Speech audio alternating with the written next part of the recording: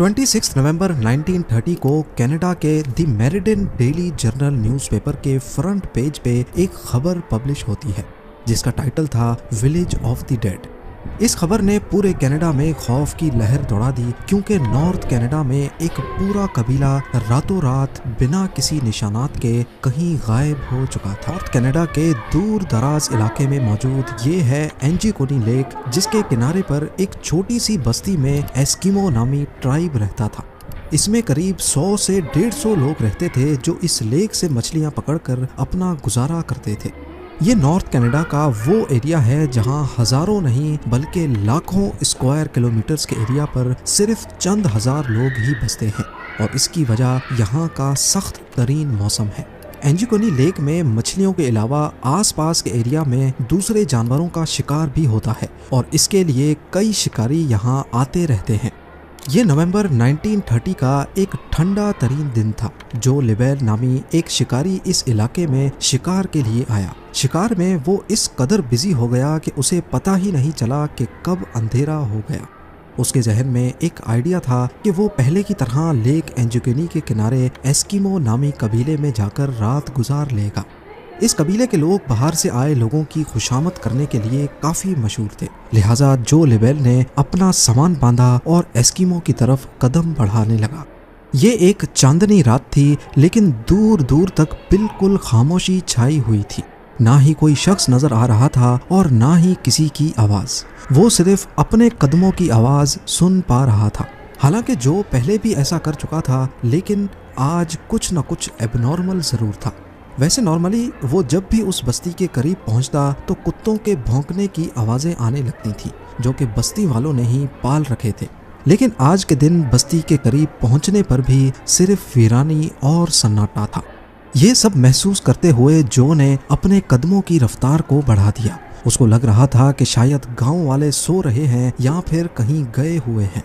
अब दूर से ही वो बस्ती के खैमे भी देख पा रहा था, जिनमें से धुआं उठता हुआ भी दिखाई दे रहा था।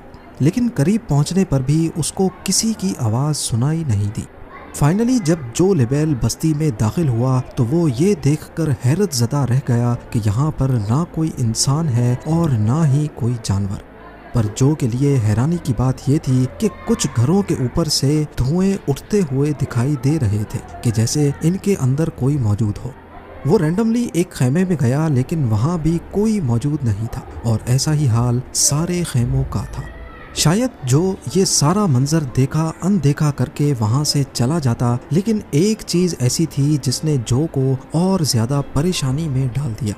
कुछ घरों में खाना पकाने वाले बर्तन चूल्हे के ऊपर मौजूद थे, लेकिन उनमें खाना जल चुका था। यानी किसी ने रात के लिए खाना बनाने के लिए रखा तो था, मगर वो खा ना सके। यहाँ तक के बस्ती की औरतें जो कपड़े सिलाई करती थीं, वो कपड़े भी वहाँ मौजूद थे और सुई में धागा भी डला हुआ था। ऐसा मालूम हो रहा था कि शायद बस्ती के लोग अचानक ही यहाँ से गए हैं, पर आखिर गए कहाँ? जो लिबेल ने पूरी बस्ती की तलाशी लेना शुरू कर दी। उसने देखा कि जो कुत्ते कबीले वालों ने पाल रखे थे, उनके गले में रस्सी बंधी पड़ी थी, लेकिन कुत्ते भूख से मर चुके थे। हालांकि कुत्तों के सामने खाना भी मौजूद था, पर उनको खाना देने वाला कोई इंसान वहां मौजूद नहीं था। एक जगह पर उसको एक कब्र खुदी हुई दिखाई दी। इस कब्र को देखकर ऐसा मालूम हो रहा था कि इसको खोदे हुए ज्यादा टाइम नहीं हुआ होगा।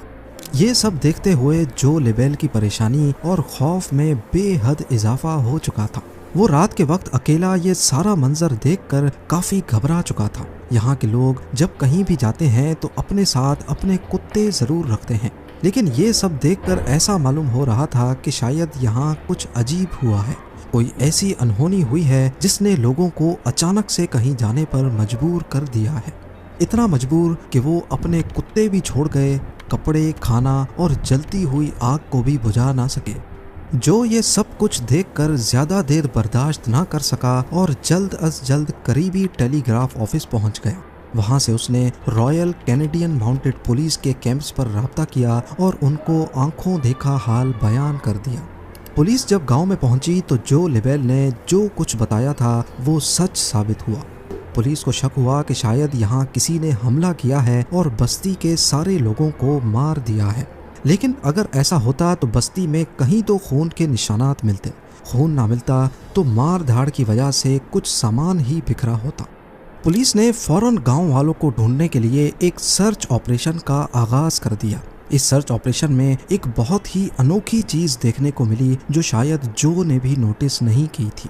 सारी बस्ती बर्फ से ढकी हुई थी, लेकिन उस बर्फ पर किसी के भी पांव के निशानात नहीं थे। वहां सिर्फ एक ही शख्स के पांव के निशानात थे और वो जो लेबेल के अपने थे। यानी अगर इस बस्ती में जो के अलावा कोई आया नहीं और कोई गया नहीं तो फिर बस्ती वाले गए तो गए कहाँ। लेक के ऊपर भी बर्फ जमी हुई थी और बस्ती वालों की कश्तियां जमीन पर खड़ी थी। क्योंकि इस मौसम में मछलियों का शिकार नहीं होता, इसी वजह से कश्तियों को जमीन पर खींचकर पार्क कर दिया जाता था। अगर तो बस्ती वाले लेक में तैर कर कहीं जाते या उनको किसी ने मार कर लेक में फेंक दिया होता तो लेक के ऊपर बर्फ की लेयर कहीं ना कहीं से जरूर टूटी या बिखरी हुई होती। पुलिस को इन्वेस्टिगेशन में ये भी मालूम पड़ा कि ये लोग जो के यहाँ आने से 8 दिन पहले ही गायब हो चुके थे, क्योंकि कुत्तों की मौत 1-2 रोज भूखा रहने की वजह से नहीं होती और घरों से निकलने वाला धुआं इस बात की निशानी थी कि इनको यहाँ से गए ज्यादा अरसा नहीं गुजरा, क्योंकि ये वो धुआं था जो लकड़ियां बुझ